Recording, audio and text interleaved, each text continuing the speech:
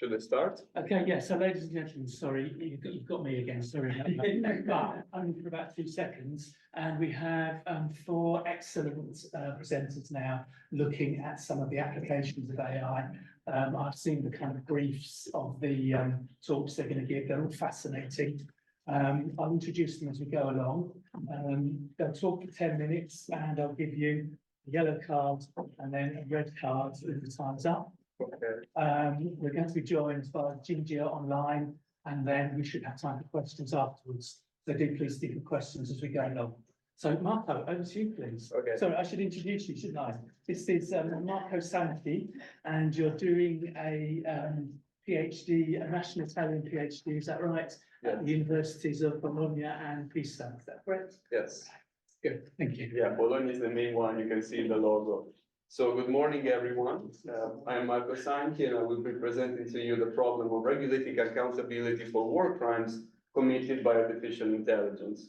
Now, the first slide is actually a bit of a repetition because people much more qualified than me have already told you these things. But just to go over it, the most interesting for the purposes of this presentation application of military AI is autonomous weapons. You can see here some scholars debating and presenting some of the critical functions of autonomous weapons. You can see intelligence gathering, you can see engagement capabilities, right? We have been talking about that extensively this morning, and also surveillance, reconnaissance, and target acquisitions. Again, all things that already been presented to you.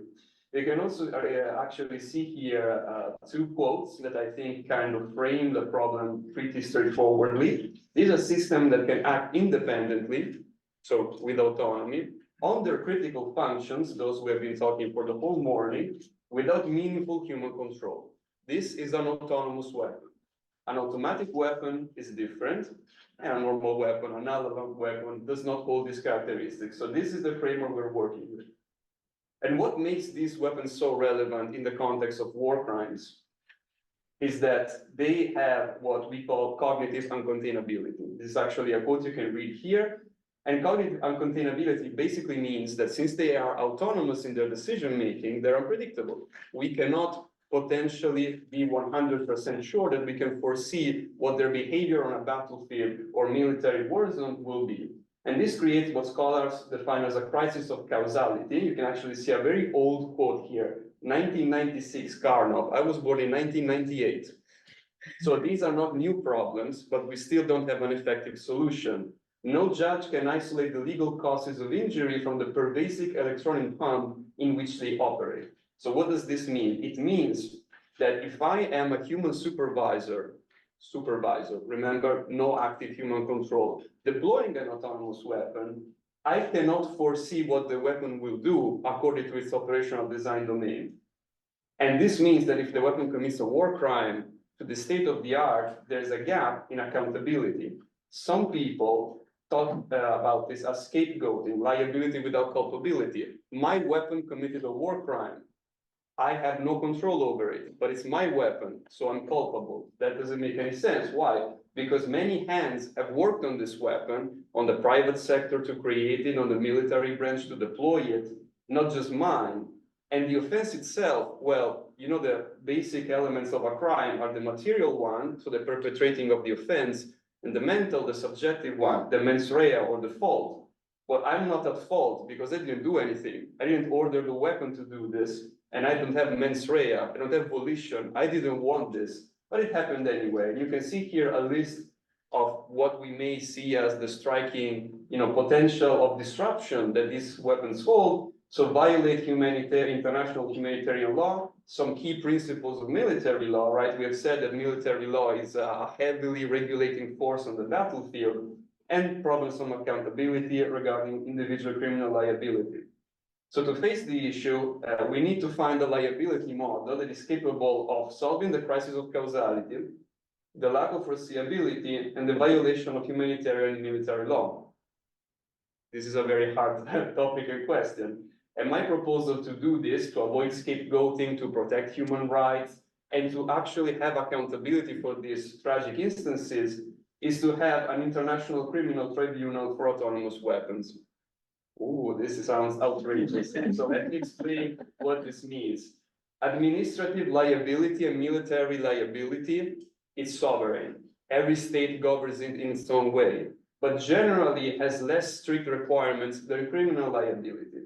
And so you can see these are the four main pillars grounding my proposal and their goals. Accountability should be collective. It shouldn't be directed at a scapegoat. You develop the system, you are culpable. No, it should be directed at the military branch or corps that endorse the research, development, and deployment of the weapon. Why? Because they're the ones in a society plagued by asymmetry of information that have information. They know the risks, right? In deploying these weapons, they know the risks. They're not surprised when these things happen. So we should overcome scapegoating and hold them administratively liable.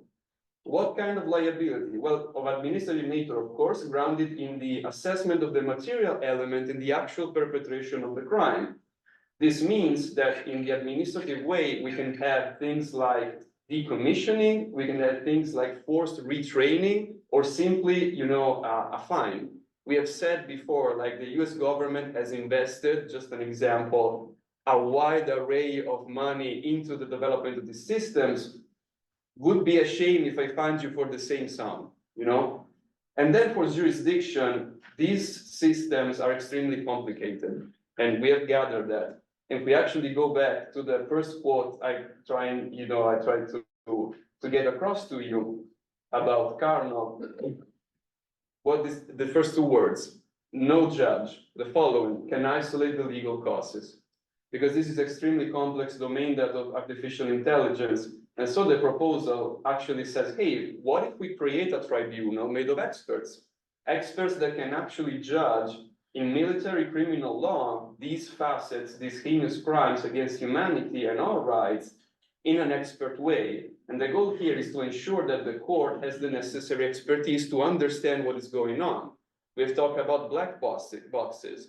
Some Italian judges don't know what an algorithm is. Kind of hard to explain what a black box is.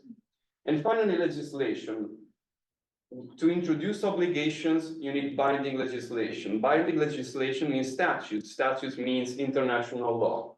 To create an international criminal tribunal, you need a statute. Exactly as it has been with Rome and with the International Criminal Court, we could do the same here. And this is the most outrageous part, that criminal tribunal for autonomous weapons does not mean on autonomous weapon. It means for. There's a highly regarded doctrine that proposes and supports the attribution of legal personhood to artificial intelligence for the purposes of charging them with the material perpetration of a crime. Charging them with the material perpetration of the crime. We're not talking about fridges going in jail, and we're not talking about anything of that. We're not talking about robots entering into contracts. But to be charged of a crime, you need to be accountable. And to be accountable, you need to have legal personhood. You need to be an agent subject of the law. So we envision a decision, you can see an example here stating that the autonomous weapon model X, in perpetrating the conduct in discussion, has violated international humanitarian law and international law seriously and gravely, and has therefore committed an artificial war crime.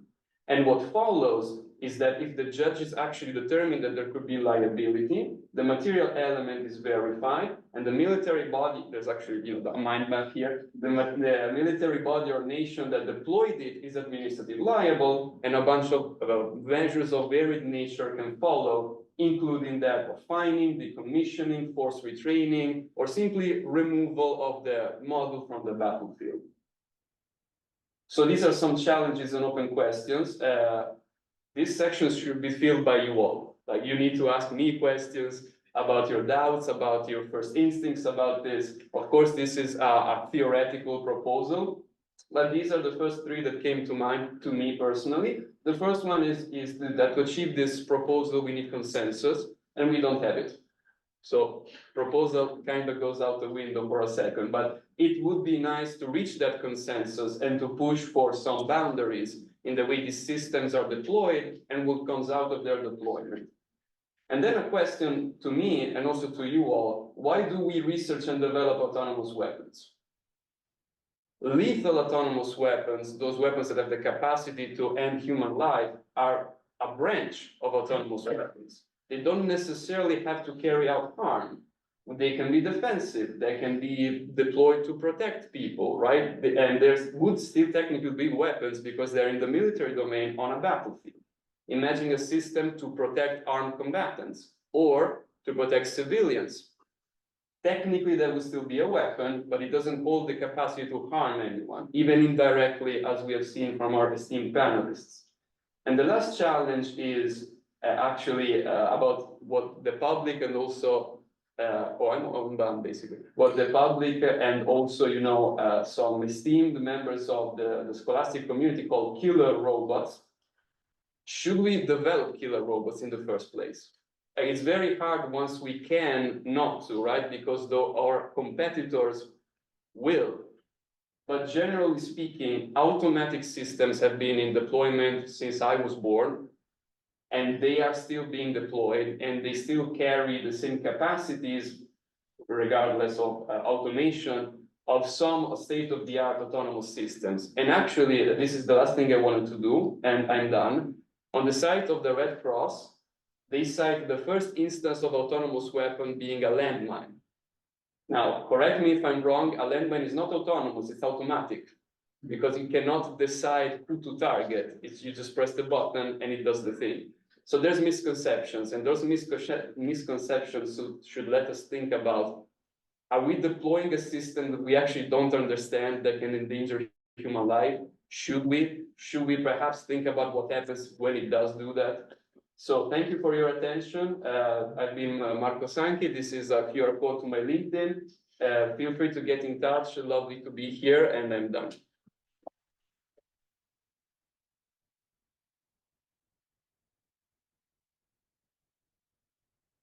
Much indeed, Marco. That was really thought-provoking. So please think of your questions for Marco, and we'll have a question and answer session at the end. We'll move on now to our next panelist, who is Jan Quosdorf. Yep. Sorry, second one as well.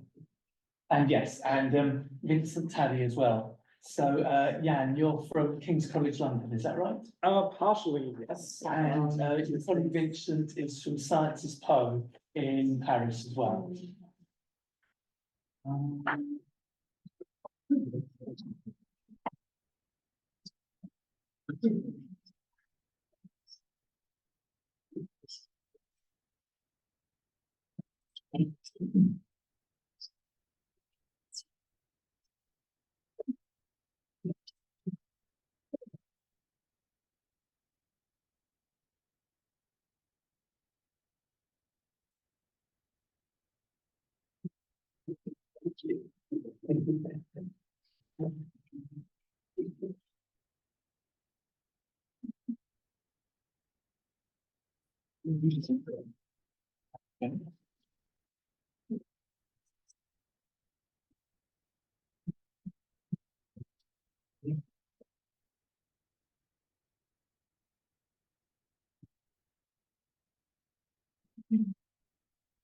All right. I'm very happy to be here, joined virtually also by Vincent, who's going to take over the second part of the presentation. As you can see, we are not really looking at kind of the technical applications per se, but rather into the context of the development. So military innovation, military industries or defense industries. And we're looking particularly at the US, which is going to be my part, and a bit also into Europe. To let me get right into it, I'm going to talk a bit about kind of developments in the US in the past decade. That's a bit cut off there. I hope that's fine. And Anduril, which is kind of our reference company a bit to make it a bit more concrete. So in the US, we have seen kind of serious engagements with AI application to defense, especially since the Obama administration. But it was essentially the Trump era that really pushed this in strategic guidelines, institutionalized actors, and so on. And what we see now with Biden is kind of the attempt to align all of that with a broader vision for the defense industrial basis. So a couple of weeks ago, for example, also the National Defense Industrial Strategy was actually published. Anduril is kind of coinciding with that whole development in the sense that it was created in 2017. A bunch of the people there also have close connections to Donald Trump. And then in 2018 forward, they were assigned to two major projects, one being the virtual border wall together with Homeland Security and Customs and Border Protection. And secondly, Project Maven together with Palantir, which they're working on for the US Air Force. So they are kind of doing what you just mentioned with ISR, so intelligence gathering, and also target acquisition. This one. So what is new then with military innovation and the defense industry? The first one is that in this sector in particular, we are seeing a bit of a transition towards open innovation systems. So they are bringing in they're not trying to like push technology outwards from the state, which was the case with aerospace, for example, but they are trying to build on the expertise of a broader network of non-traditional vendors. Now, the point here is, of course, essentially civilians are not new when it comes to military innovation. Just think of the Manhattan Project, for example, and the state is also going to remain relevant, for example, because they provide the data on which these AI systems are being trained. The point is, however, that their own investments in R&D is quite disproportionate when it comes to the investment of the industry, as you can see here. And the question is that going to last? Are we going to see more and more of these AI startups? Are going to stay here? Well, on the one hand, we have these efforts like the Defense Innovation Unit, like the Replicator Initiative, who are all trying to establish connections, who are trying to support these startups. We also have major investments by venture capitalists now. And so there is a lot of support now available. On the other hand, the market is quite consolidated, especially since the Cold War. So you kind of have 5 major companies like Lockheed Martin, for example, who are also pursuing these technologies, of course. So it's quite competitive. And on the other hand, Anduril is already kind of mimicking a lot of the traditional forms of behavior, so revolving door hiring and acquiring other smaller startups. So how revolutionary all of that is going to be, well, a bit of a ping into that. And then lastly, about military innovation in the US in particular, historically, what is kind of making their system unique is, on the one hand, and I have to flip into my notes again so I don't miss anything, are political concerns about avoiding casualties, openness to immigration, and competition, especially between the services. Now, to some extent, we do see that replicated here. So there are efforts by all 3 or 4 military branches when it comes to AI. However, it's typically leading by the Air Force in that field. We have high partisan support, for example, for the virtual border wall or the general development of these military technologies, also in the face of a growing China threat as it is perceived. But on the other hand, we have also protests at Google, at Microsoft, for example, about the application of AI to the military, which was actually the reason why Anduril together with Palantir was even assigned Project Maven, because Google stepped out of the project. And lastly, well, when it comes to immigration and openness, the majority of PhD graduates in AI is still from abroad in the US. On the other hand, we do have individuals or even companies who are going abroad instead. So the question is, well, are we really going to see the US as a magnet of experts in that field? We're going to continue to develop these capabilities, or are we maybe also with Trump and so on, seeing perhaps also riskification of accepting these people in that field? And with that, I'm going to hand it over to Vincent, if you're there, and then you can take it from here. Yes, I'm here. Can you hear me? Okay, perfect. I just hope so. So nice to be with you. I'm very sad that I can only be speaking virtually to you, but we will make the best out of it. And so, yeah, my part in this was more to look into the European defense market, how it is reacting to companies like Anduril, who are mainly coming from the US. And can you talk about the European defense market without talking about regulatory frameworks? Probably not.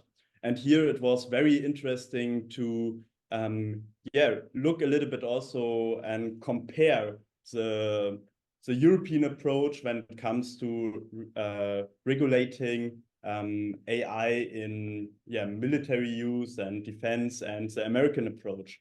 What we can observe is that the US is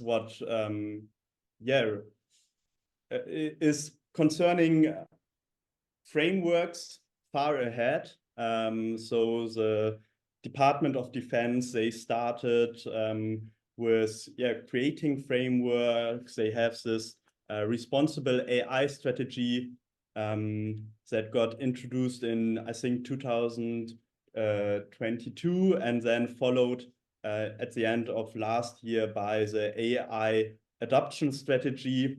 And if you look towards the EU, we see that, there's not, to our surprise, not a lot going on there. We have France, who, as the only member state of the European Union, has something like a AI defense strategy with a French public AI defense strategy. And of course, like in the last years, there was a lot of talk around the EU Artificial Intelligence Act, which then, when it was introduced, stated clearly that it excludes military technology. And so maybe there it was also a little bit of a window of opportunity that closed. So there's no EU-wide framework. And what even surprises me more is that there seems to be a lack of public and political debate around AI in the defense market in general, which comes with some problems that we look at the next slides. So please go ahead. Exactly. So coming back to our case study, Anduril. So with this lack of regulatory frameworks and also a lack of European solutions by now, you could mean that the investors are there. So probably a company like Anduril expands into the European market and takes over quite a market share. But this is not the case at the moment. Instead, they have struggled in Europe, and this has a couple of reasons. The regulatory compliance on the one hand, because in the European Union, we take care of, for example, stuff like data privacy. But from an industry perspective, it's probably more that the procurement systems are quite individual from country to country, and also quite concerned when it comes to sovereignty. So there's not from a technology perspective, there is probably a gap in the European defense market that defense startups from the US could fill, but they don't get an anchor into the market. And another reason for that is that the venture capital is missing. So companies like Anduril, they finance themselves mainly through venture capital coming from the US, and this kind of structure that keeps them alive is not there yet in Europe in that way. So coming to the next slide. Exactly. So you see our that we were both German, and we did not notice that Fazit should mean conclusion, of course. So some concluding thoughts on all of this is that the technology it's coming, and is AI revolutionizing the Western defense market? I mean, revolutionizing, that is a big word, but what it is doing for sure, it is shifting structures, and within the market. We see that in the US with what Jan in the beginning of the presentation emphasized. Yeah, something like defense startups. That is something the market will probably have to adapt in the future, with technology taking up more and more space, also in the defense market. And what we see is that the market in Europe is not ready for that. The European defense market, it's slowly, it's very slow.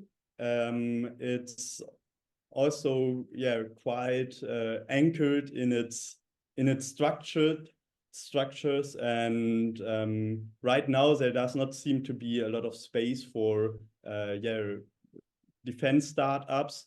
And on the other hand, we probably as society, but also yeah, from an industry perspective and from a political perspective, we need to have these conversations now, because the technology is coming, and what we also see is that it blurs the lines in the market. So for example, with a lot of technology also yeah, falling into a dual use category, for example, we will probably observe in the future a lot of collaboration between, yeah, traditional defense companies and startups that have maybe more like civil technology background. And with that, I want to end this short presentation. It was an honor to speak to you. And exactly, I wanted to end with a quote from the science fiction writer Don DeLillo, who wrote a lot about yeah, the nuclear race. And I think we can observe some parallels here. That yeah, the technology, it will come, and now it's a matter of us as a society to talk about these topics and to find solutions ahead.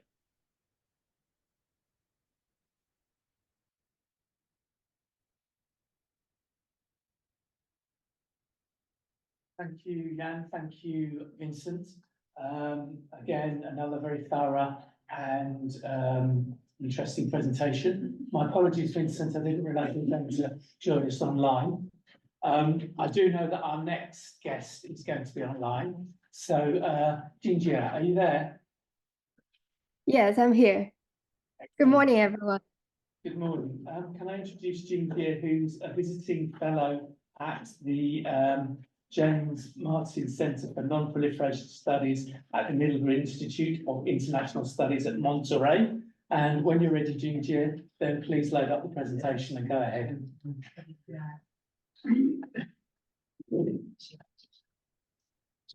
Is it possible for me to share the screen?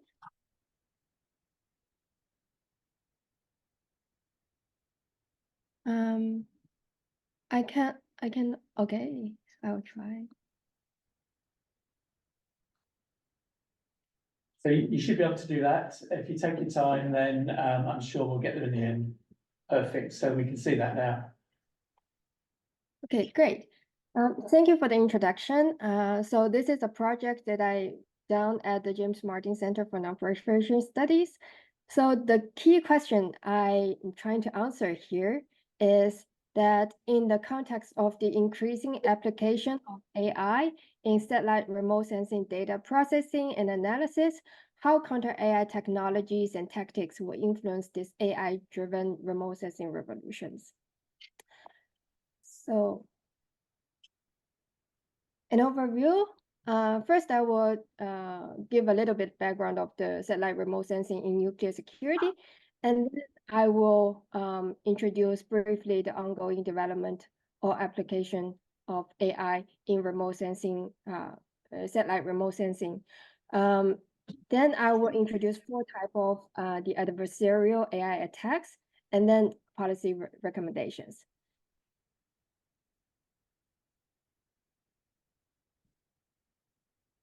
In recent years, we do witness an increasing in the active satellites around the Earth, and most of those satellites are commercial satellites. So commercial satellite is playing a big role these days. In the future, we will have many satellite constellations that can help us achieve real-time and full coverage monitoring. And that in nuclear security, satellite remote sensing is a critical tool that can help us to identify objects, for example, facility identification, monitoring, and second, identifying movement, for example, wartime deployment tracking or delivery system tracking. And in the future, maybe we will see material identifications from space. So what about AI? So now we have big data.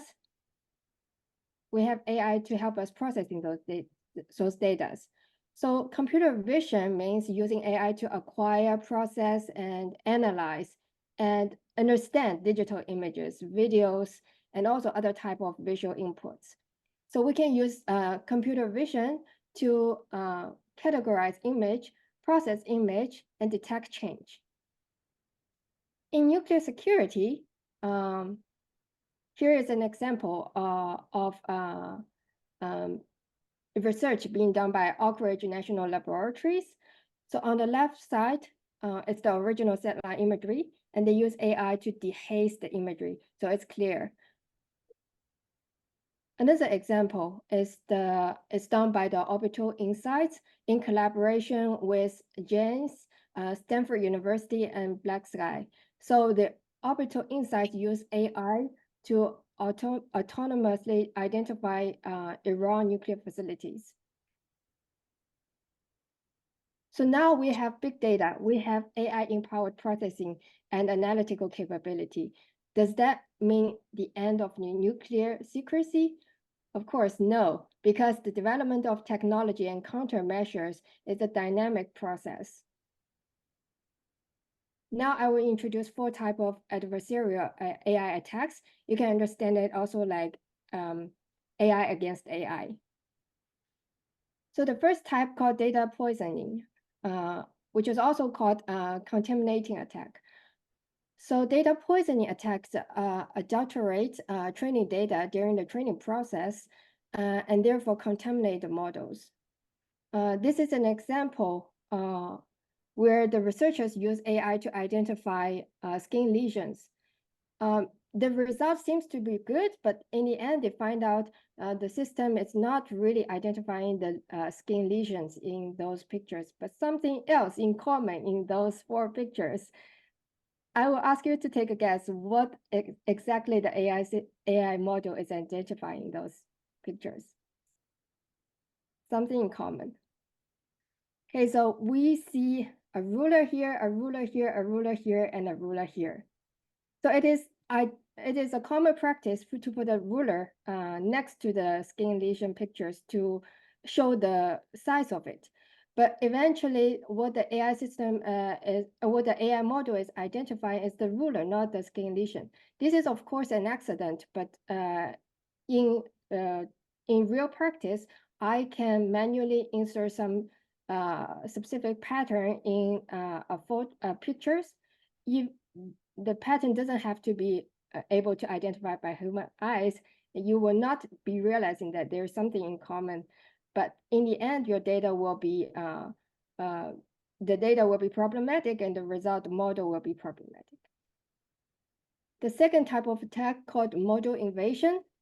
The model invasion attacks alters the data or even 1 pixels of the input data in the post-training stage, and therefore confuse or evade the AI models. So this is an example. In the original picture on the left side, the machine identified the picture as 57.7% with almost 78% of confidence that this is a panda.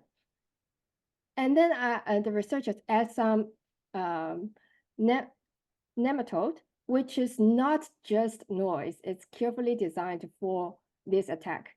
And in the end, the result on the right side, for us human beings, we still identify it as a panda, but the machine identified it as 99.3% confidence that it is driven. So in nuclear security, you can also use this carefully designed AI-produced noise looks like a nematode to influence the result of the model. The third type of attack called model inversion. It infers training data used in the post-training stage and therefore steal the confidence information.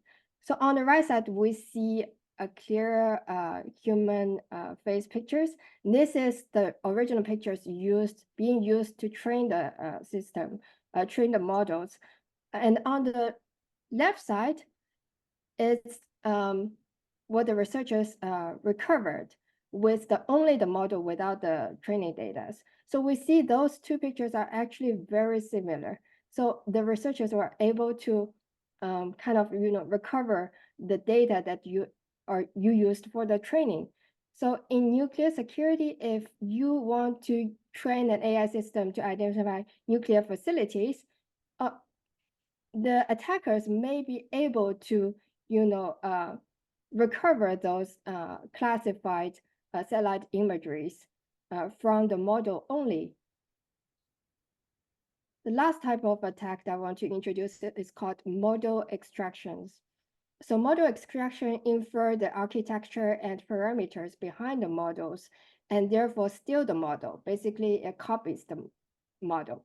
So this is an example. On the left side, you have human facial pictures. And the original AI model transfer this picture to the animation in the middle, but then the researchers steal the model and copied it. And the copied model produced the result on the right side. So if we compare the middle and the right side pictures, we see those are very similar. So the researchers are doing quite a good job in stealing the original model, copying the original model. So this is a brief summary of what we just introduced. I will quickly move to the policy recommendation. So here I identified 6 important components for how we can deal with counter AI attacks. The first 3 is about the technological level, and the next 3 is about policy and societal level. So so first, we need to control data supply and model access. This many people are doing, but we do have to have a better understanding of data, and sometimes we don't get to we are not equipped with the right skills to identify the problem of the data. Sometimes maybe we need to have machines to help us do that. And second, we need to build a robust system. And this means when you train this model, you need to deliberately include some immunity training to tell the system that some features of the picture should be ignored. Some feature of the pictures that the machine see it's just attack. And at the same time, we can teach the machine to build introspection mechanisms. To question itself, to have a majority voting by itself, etc. And thirdly, we need to monitor the system. Anonymous detection is, of course, we will have that, but at the same time, you will have to keep an eye on the detection system itself. So it creates we need to create a bigger and bigger system where different systems are monitoring each other, but then there's some burden in the infrastructure, so it's a challenge. Next, we need to build up an AI awareness, especially to be skeptical about AI. In the industry, nobody called AI.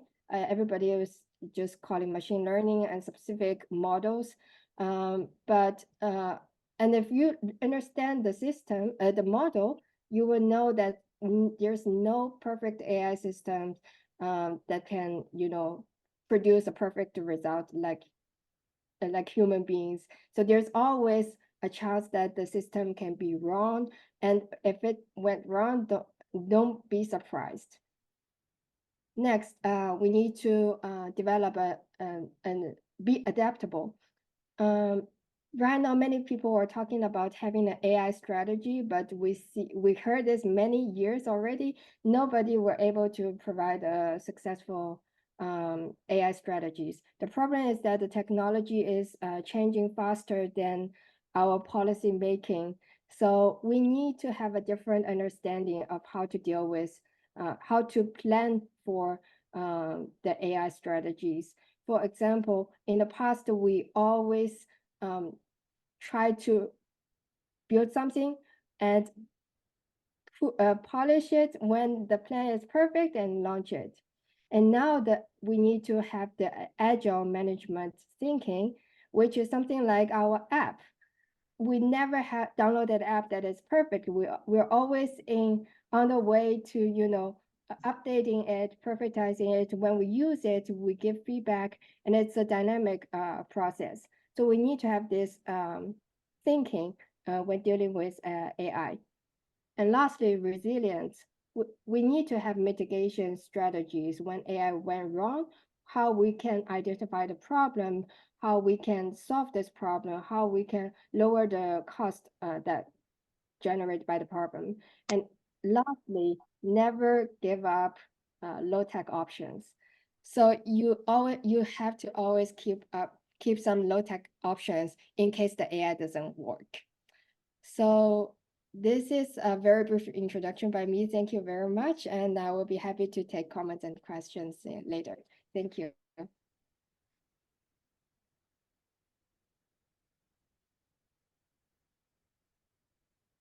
Thank you very much, Jingjie, and we will look forward to discussing that more, I hope, in the questions and answers.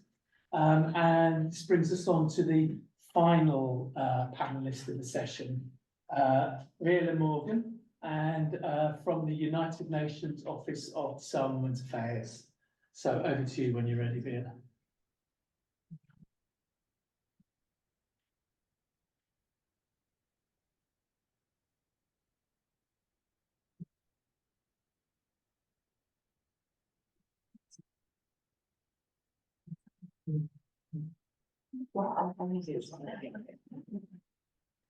Morning, everyone. I'm very happy and honored to be here this morning to talk to you a bit about what lessons we can learn from the nuclear regime in developing a regulation on autonomous weapons systems. To start off by a necessary disclaimer that I'm speaking in personal capacity and none of the views expressed here necessarily reflect those of the organization I work for. A bit of an outline, I'll be quickly going through the concepts because they've been discussed quite some before. I'll be evaluating autonomous weapon systems and why there's a need for regulation before looking into what's been done so far, what steps forward have been taken, before finally coming to the conclusions and the lessons that we take from nuclear weapons. So what's the issue at hand? In 2016, we had an open letter on autonomous weapon systems that AI has come to the stage where it's possible to have these systems within years.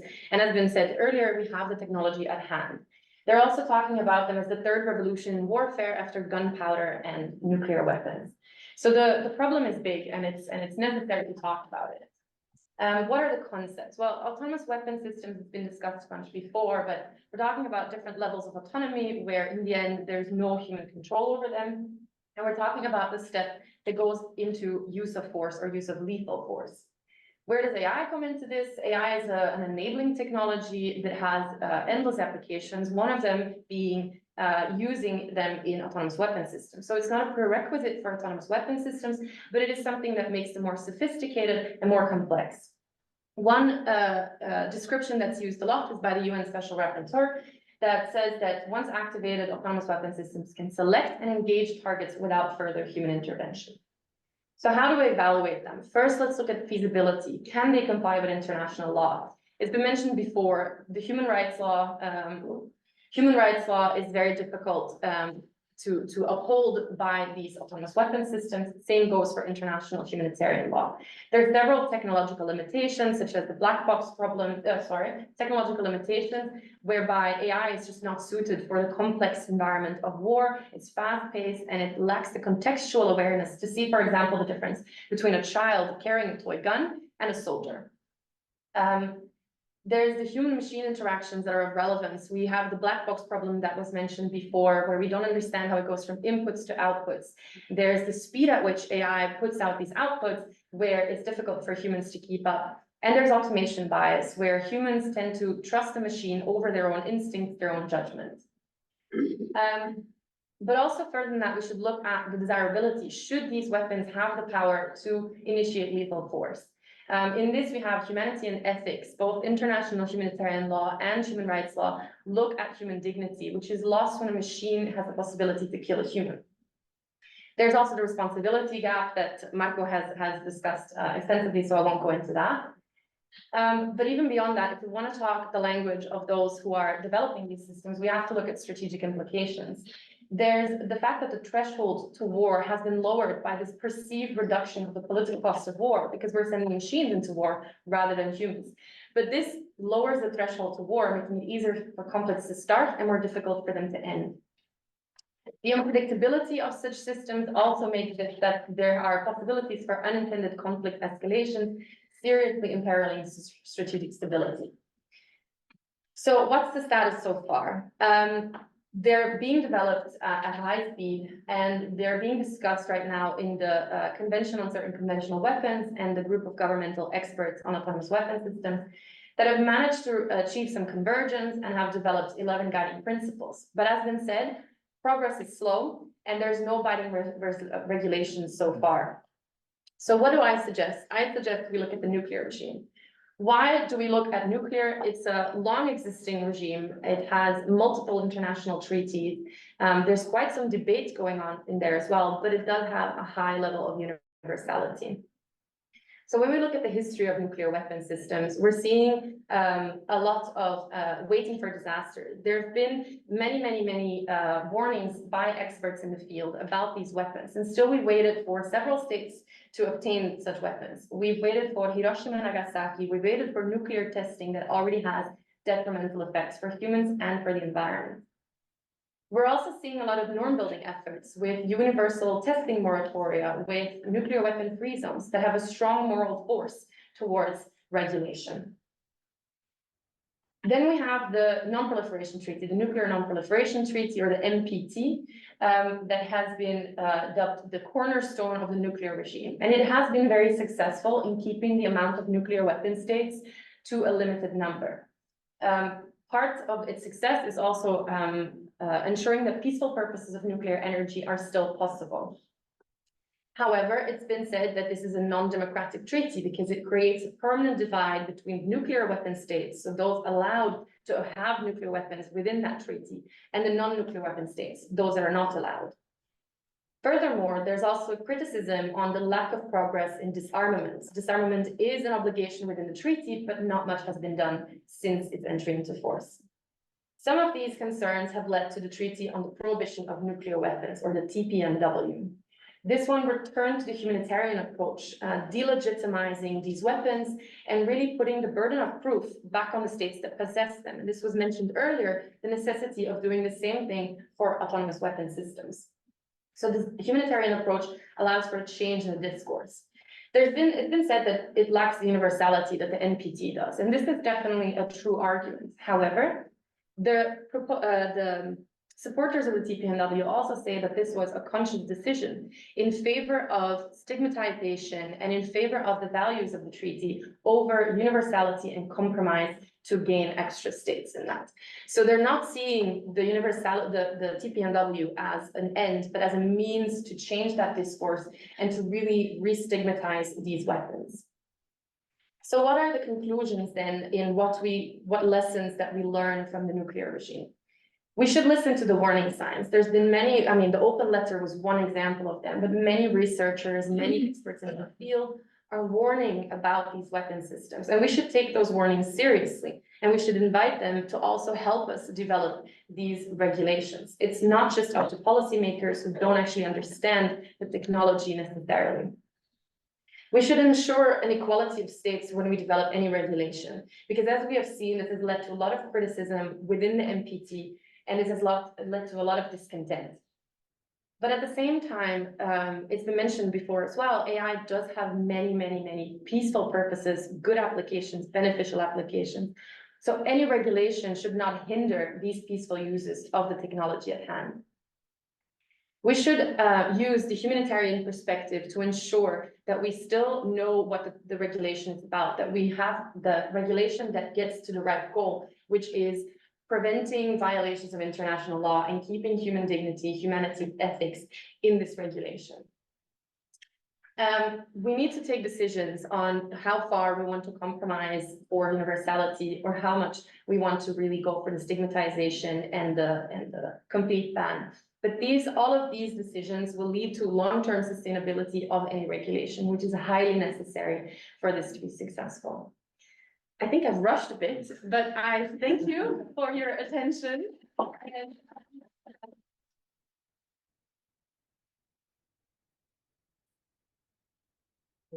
Nobody ever complains to finish early. Okay, good. That's excellent. And as you all know, Quosdorf was originally set up to work on nuclear weapons issues. So I think it's very appropriate that we should end the formal presentations with a presentation about that. Okay, so we've had 4 great presentations. Let's move on to Q&A.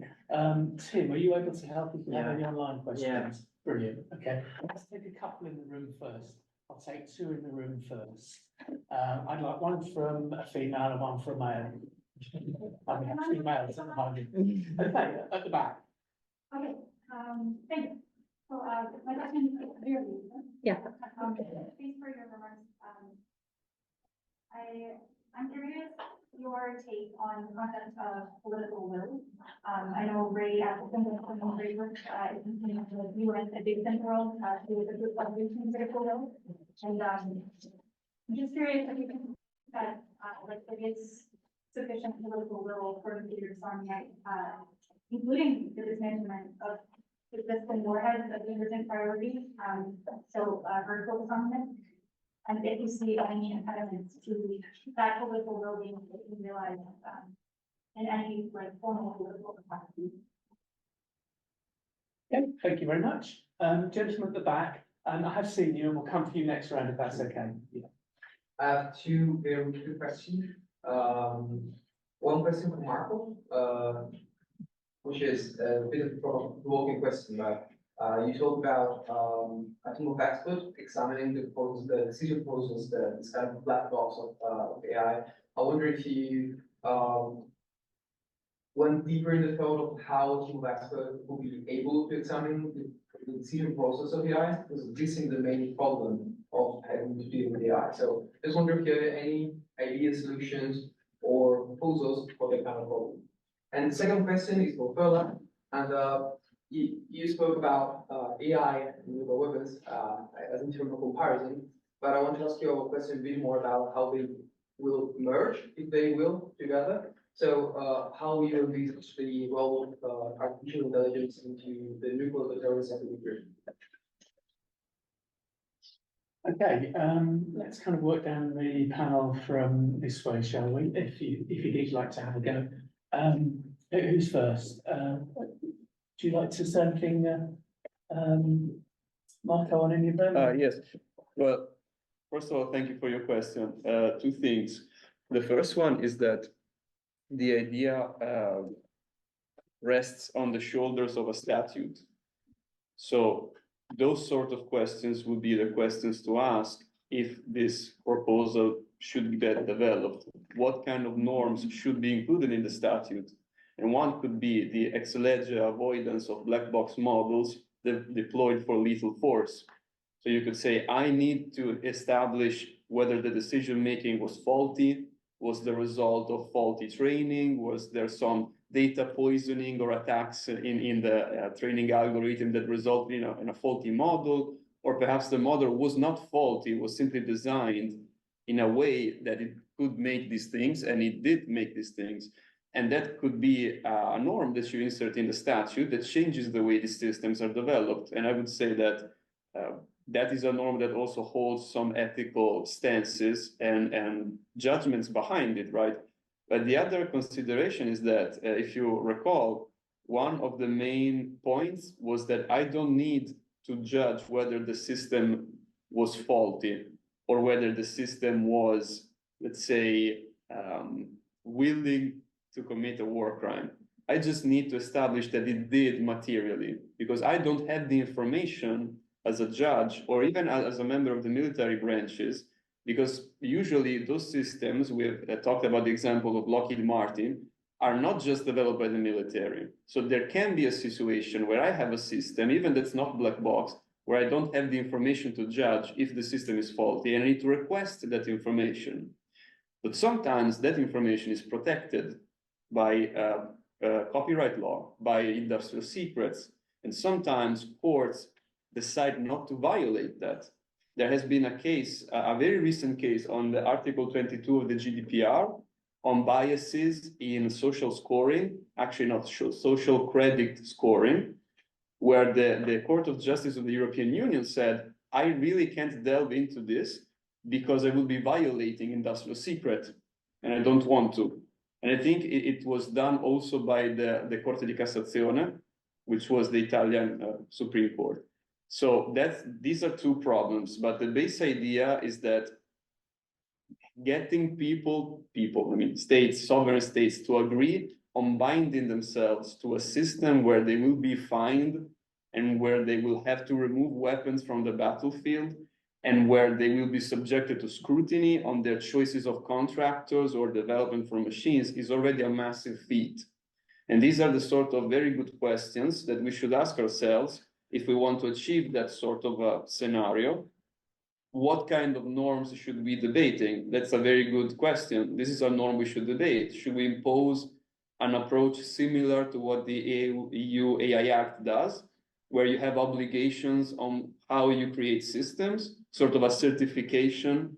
It will not be a certification, but a certification or type approval of how you develop machines, or should we not? I kind of get from your question all of this, and I hope I answered it satisfactorily. Thank you very much. Veerle. Yes, thank you for those not easy questions. I didn't catch her name, but I'll Soren, okay, nice to meet you.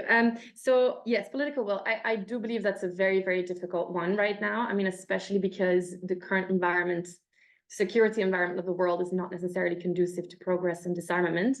However, I do think that a lot of what's happening right now has gained renewed attention on the issue. I mean, I think that the Oppenheimer movie is an excellent example of how we suddenly have attention to nuclear issues again, which I'm hopeful will bring also some change from civil society, from young people. You know, maybe we have a Greta Thunberg for nuclear weapons, which would be great. But I do really believe in the moral force of progress being made by states that do have this political will. I feel like the strength of the TPNW is also just revoicing that concern, that discontent with the progress made on disarmament within the NPT. And I see the TPNW really as that extension of that Article 6 in the NPT and just furthering the original obligation within the NPT. But I think that it's also important that if we want political will from the nuclear armed states, both within the TPNW, within the NPT, the nuclear weapon states, and outside, that it's necessary to also listen to their security concerns. I don't love that sentence, but it's necessary to be open for discussion and to really keep engaging with them rather than keeping them at bay. Although I'm not sure that it's the TPNW states that are keeping them at bay or it's the other way around. About the role of AI in nuclear deterrence, I think that's a very interesting question, Matteo, right? Yeah. So I think it's a very interesting question. I think that it will definitely have an impact on nuclear deterrence because a lot of the system of nuclear deterrence is about this, you know, kind of reliance on the information that you have at hand. And I think that the speed at which AI is operating is also compressing the time for decision making. And I always think that decision-making time, shorter it is, the more risky that it becomes for policymakers to take wrong decisions. I also think that the way that AI could impact the trustworthiness of information at hand, I mean, and this also plays into ICTs and cyber, for example. If we're looking at the information available for nuclear command, control, and communications, if that is not trustworthy anymore, and we do not have a society or states that are communicating among each others through this red line telephone where you can be like, is this real or is it not? Then it becomes very, very risky. So I think that AI and nuclear deterrence, there's a very, very interesting way they will interact, or the way that AI will have impacts for nuclear deterrence. I'm very much looking forward to researching that more. So yeah, I think that's it for me from now. Thank you. Thank you very much. Jan and Vincent, would you like to add anything to that? I think they were basically answered already. Maybe one point I want to add, because it was tangibly touched on, is that we are still primarily talking about responsibility lying with the states. And you're specifically addressing like, okay, there's, for example, the copyright holding back information maybe on the AI models. And in 2018, I mentioned that there were these protests at Google by employees who found out, okay, Google is working with the Air Force on a military application of the model.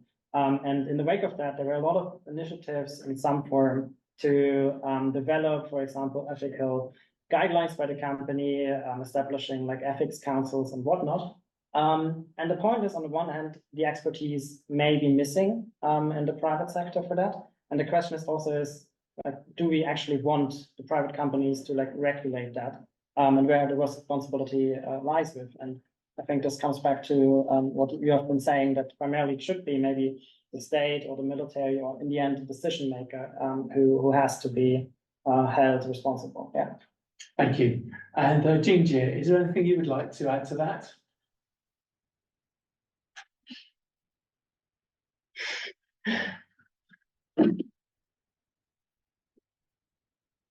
I would say that some of the challenges comes from more fundamental issues. For example, what is AI? As I mentioned, in the industry, nobody uses AI. It's always supervised, unsupervised, semi-supervised machine learning or specific models. So if you just want to regulate AI, the first obstacle we are facing is how to define AI and reach a consensus that if we want to regulate, for example, semi-supervised machine learning, do we all agree that our focus will be that? So it's kind of, before we reach an agreement, there should be some sort of interim agreement to decide what we were supposed to decide and to which level. So, and then we have to decide like what specific implication in military that we're talking about. Does it affect the does it increase the risk if we use facial recognition if a pilot wants to get on the plane? I think probably not, but it will be a problem if we use AI in autonomously deciding if we shoot a missile or not. So those are some of the more fundamental things that we need to sort out first before we really get down to what we can regulate or what we should do, how about the negotiations and stuff like that. Thank you. Lovely, thank you very much. I think we have time for 2 more questions. So Tim, can we have a couple of questions online, if there are any? Yeah, so Julia asks, I'm going to combine her questions. How, and this is probably to Jingjie primarily, how would you respond to critics who argue that AI in armed conflict is still sci-fi and nothing to worry about? And which of the main voices in the international community do oppose AI regulation and treaties? And then from Jingjie, do you believe that integrating AI and other emerging technologies increase the risk of the use of nuclear weapons? So that's for anyone who wants to engage that. Okay, we'll ask all 4 panelists for their views on those questions. If you could keep your answers quick, please, because we're approaching lunchtime.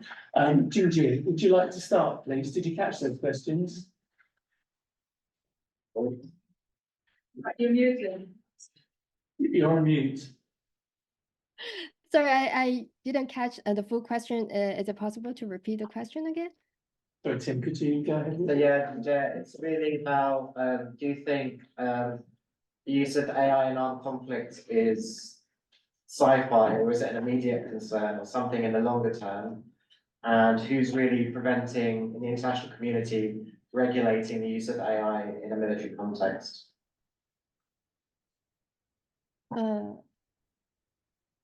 So first of all, if we are talking about AI in the social science field, it's probably that the AI is already in application in the military field. And I would say that it's not a short-term concern or long-term concern, it's a continuous concern that we should grow along with the development of the technologies. It's very difficult to, we often talk about dual use of the AI technologies in civilian and military field, but what do we mean by dual use? The technology itself is neutral. So if a security camera catches me as a civilian, then it's a civilian facility. If it catches me and identifies me as a terrorist, then it's a homeland security system. If it identifies me as someone who a military in war zone as a militant, then it's a military systems. So really, it's very difficult for us to decide what do we mean by military system or civilian system, because essentially technology are neutral.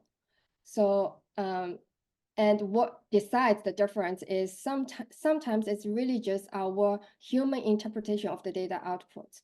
So again, and until we've sorted out those basic questions, we can move on to the regulation part. Thank you.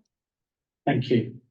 Yeah. Yeah, I think I keep it short. I would also echo that I don't think AI and armed conflict is sci-fi in any means. I think it's very much a reality already. But again, of course, it goes back to how you define AI. We don't have an AI general in the military sense in this time. But we do have, for example, missile defense systems, which are using autonomous systems. And yeah, we have the virtual border war in the case of Anduril, for example. We have their systems being used in Ukraine and Gaza. So it's very much a reality, and it's probably only becoming more and more of a complex use, maybe. Yeah. Thank you. Veerle.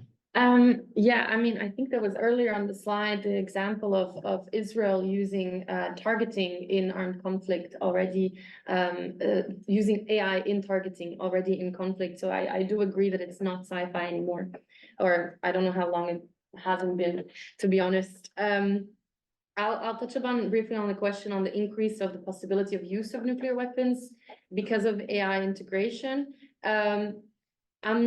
It's difficult, I think, to assess what the increased risk would be, but my intuition would say yes. I mean, AI integration would increase the risks for the reasons said before. I mean, if you look at the speed and at the trustworthiness, I think there are several risks with AI integration. And even if you don't integrate AI into nuclear command, control, and communications, if you don't use AI within nuclear systems themselves, which, I mean, there has been this general understanding that that's something we should not do. I agree with that.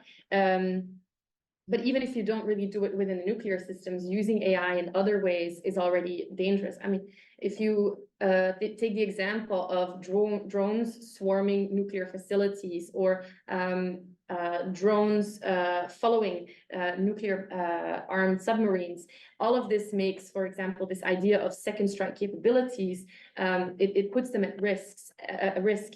And by doing so, it undermines this nuclear deterrence idea. And so I think that there's many risks related to AI that might increase the use of nuclear weapons. But that's something that I would have to look up further if I want to answer any questions on that. Thanks.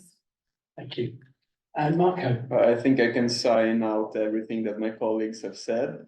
On the first point, one of the references for this presentation was a book by Ugo Pagallo called The Laws of Robots. There's a whole chapter on military use of AI, and the book is from 2013. It is a decade old, and we were still talking about those things. So I think the answer is a resounding yes. Then we can talk about the definitions. We can talk about, is it actually AI or just an advanced software? But those kind of innovative processes in the ICT domain for the military have been quite due for a while. And the second point, yeah, I think my colleagues have laid it out pretty straightforwardly, that when you make something easier to do, more efficient to do, less costly to do, faster to do, it becomes more tempting to do it in new ways, in less damaging ways, more damaging ways. But on another end, maybe having this sort of automation inside, coming back to what has been said about the technological neutrality of these applications, I would say depends on how you use them, because you could use them to put checkpoints in the usage of these systems. You could use AI to supervise AI. That's what I'm saying. You cannot, it's not just a tool for destruction, it's also a tool for security, right? And this is something that we have been discussing about for the whole morning. Lovely, thank you, Marco. You're welcome. I've not done a very good job of sharing, have I? Because we're at 1 o'clock already, and I know our friend there had a question to ask as well. So will you be very kind and just allow to extend just a moment or two while we have a final question? I think Yeah, so I guess my main question is, so my name is Declan, by the way. My question is inspired by, I think for everybody, but inspired by Veerle's discussion about using the empathy as a framework for AI regulation. And in terms of learning, I thought it was a really interesting argument. I did like it. And I think that in particular, looking at the kind of the good and also the bad of the MPT in terms of learning from that previously. I guess my question would be, how do we avoid a treaty that ends in a situation where you have an undemocratic hierarchy where some of the states have already got to points which would deem unacceptable, and they have these technologies, and then we then make a treaty where some states can keep it indefinitely and others cannot access it? How can we avoid either leaving it that late or a treaty that is began under those terms where states keep hold of those technologies or those uses of AI? Okay, thank you. I'll ask Veerle to answer that. And if you want to hear views from the others, maybe you can have a chat in break. That's okay. Sure. Yeah, I think that's a very good question. That's what I meant also with this decision about compromise. To what extent do we want to compromise in that regulation? And I think the TPNW has done a very good job in not wanting to compromise. And of course, that goes at the cost of having other states join. And I think there's several states that have this, this technological drive. And I think that the moral force should go to trying to discourage them from doing that, from continuing that. I think this is it's a question that's in international relations forever, the differences of views of different states and the different priorities that states put on international law. And yeah, I think that just keeping that idea of what's the compromise, what do we want with this regulation, where we keep that humanitarian perspective, I think that's a great way to ensure that we don't have those undemocratic imbalances, and just understanding that whatever division we create will then also forever create that division within that regulation. And if you don't have any specific description of obligations, so the way that you have Article 6 has no specificity of time, date of that obligation of nuclear disarmament, I think that's something very problematic that will affect the long-term sustainability of any regulation. Thank you. Fantastic. Thank you. Thank you, everyone. Okay. Well, I thought that was a brilliant session. So, really, really well done, our three panelists here, and Vincent and Jingjie are online. Thank you all so much. And let's have a really big round of applause.